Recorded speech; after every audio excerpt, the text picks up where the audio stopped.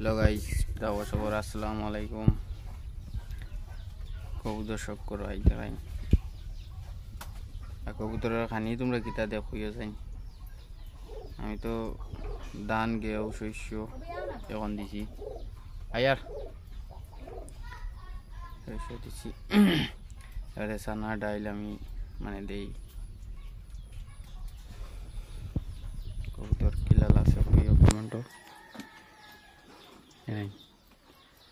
এবারে আমার বেবি মানে ও লাল কালারটার বেবি জোড়া আছে, একটা শস্য আর এটা মানে পাথর ফেলছি। আমার ও কবুতরে মানে 4টা জোড়া দিছে, 4টা পাথর 4টা দিছে।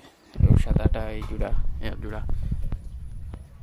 আমার বেবি কবুতরের ছোট এক জোড়া বেবি আছে।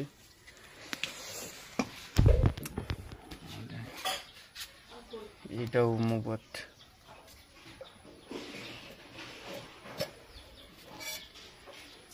ভালো লাগলে লাইক কমেন্ট শেয়ার করিও।